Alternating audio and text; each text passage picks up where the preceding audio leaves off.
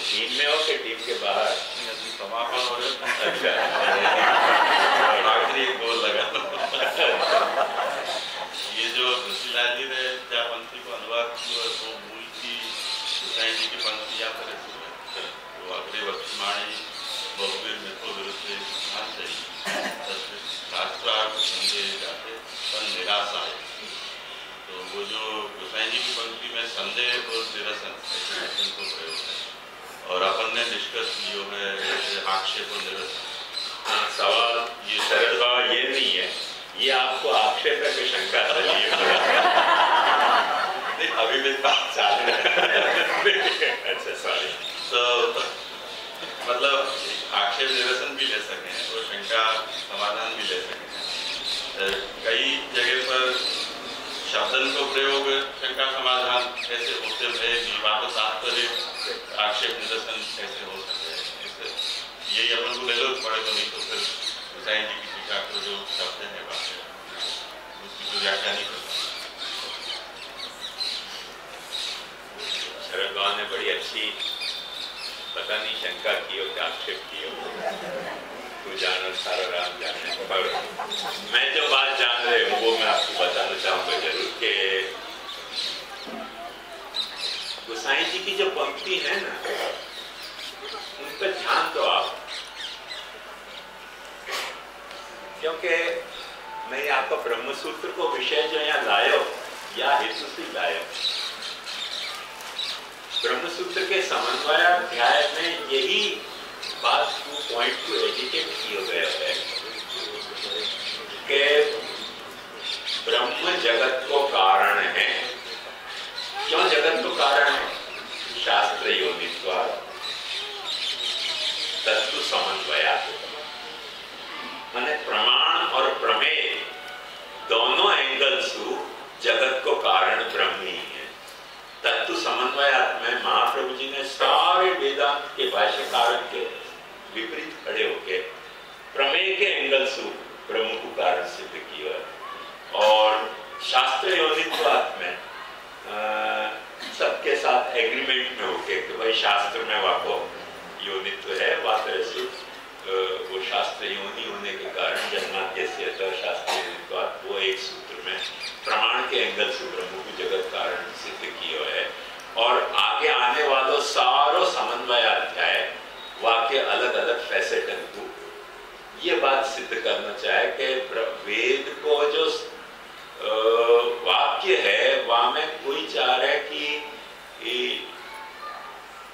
Lack of clarity या disagreement नहीं है या बारे में कि ब्रह्म कारण नहीं है, या ये सारे वचनों को समन्वित प्रामाण्य ब्रह्म में है। वह प्रामाण्य पे आक्षेप आवे है कि ठीक है कि वेद के वचनन में समझो कि एक वाक्यता हो, या बात को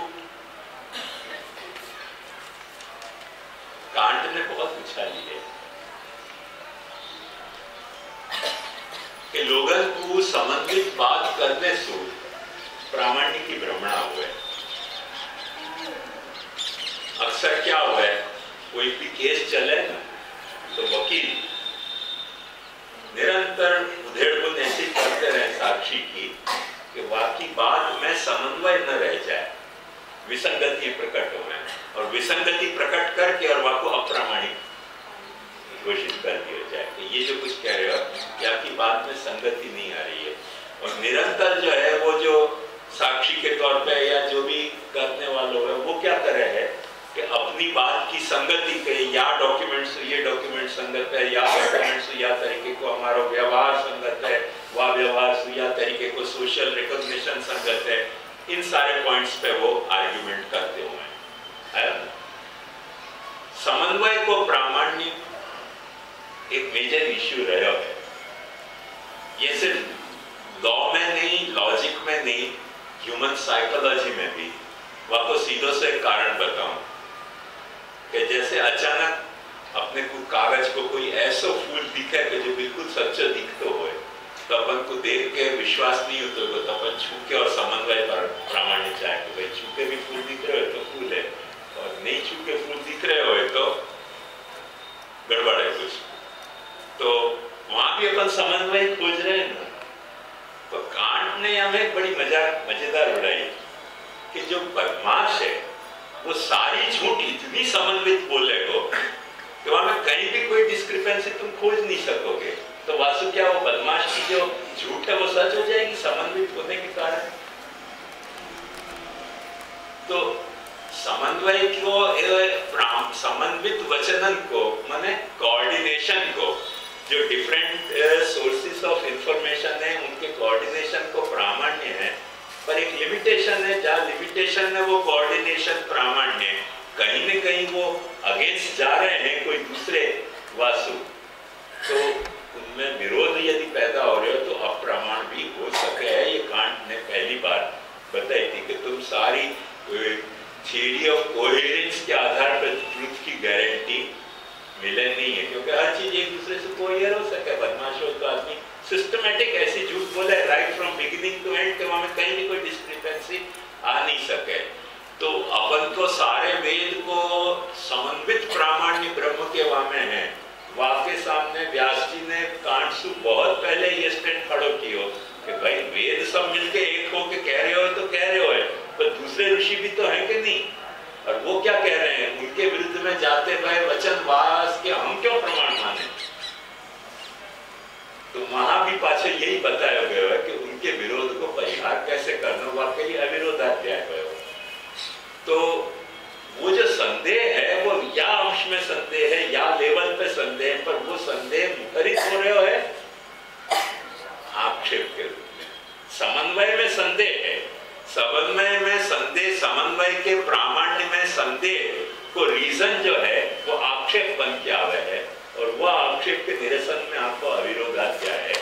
वही बात महाप्रभु जी यहाँ कर रहे हैं कि तदेव वही तत्प्रकारेण भवतीति श्रुते मतलब, यानी यहाँ जो है वो आक्षेप निरसन में तात्पर्य लेना अवतरणी का तो ज्यादा सुसंगत है।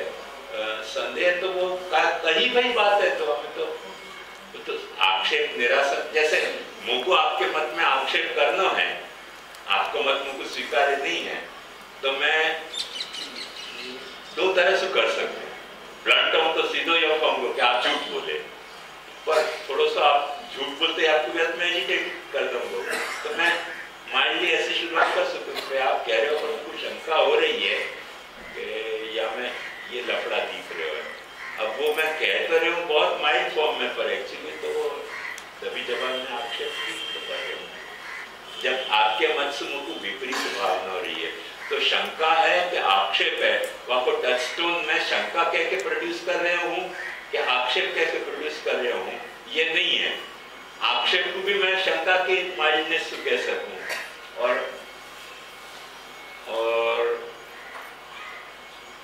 आक्षेप को शंका के माइल्डनेस से कह सकूं, और शंका को व्यर्थ में आक्षेप के तरह गरज बरस के कह सकूं तो आदमी शंका ही सुन के घबरा जाए। काकू या तो देखना पड़ेगा। तो वाकई ये आपको काकू जब अपन देखें तो पता चल जाए कि भले कह रहे हो ऐसे, पर राजमुखार दास बात ही समझ। ये घटना पता है कि नहीं? अरे ये भी सुनने लायक घटना है। तो एक महाराज को गाली देने की आदत होती, वो गाली देने की आदत होती तो नए नौकर आए, उनको सबने समझा दिया कि भाई महाराज को गाली देने की आदत है, बुरा मत मानियो। तो देते ना गाली, तेरे बुरा नहीं मानो, ठीक बात है, नहीं बुरा मानेंगे। काम पे जुड़ के और जुड़ते ही महाराज ने दो चार गालियां दी। आपको समझा नहीं थी कि महाराज के सामने बोलना कैसे कि राजमुखार में स्वाज्ञा कर रहे हैं और दास ये है। तो सतवाई गए और छटक गए कमान रखी। तो वहां जैसे ही महाराज ने आज्ञा दी तो गाली दी, तो वहां कि राजमुखार में स्वाज्ञा कर ले, तो दास मन में विनती कर रहे हो, क्या विनती कर रहे हो कि जो राजमुखार में स्वाज्ञा कर रहे वो दास मन में विनती कर रहे हो। जैसे महाराज मुखार में से कह रहे हैं कि तू गधा है, तो दास मन में विनती कर रहे हो, तो वही वो दास मन में विनती करके भी आक्षेप तो कर रहे हो, तो शंका थोड़ी कर रहे हो कि वो शंका हो रही है कि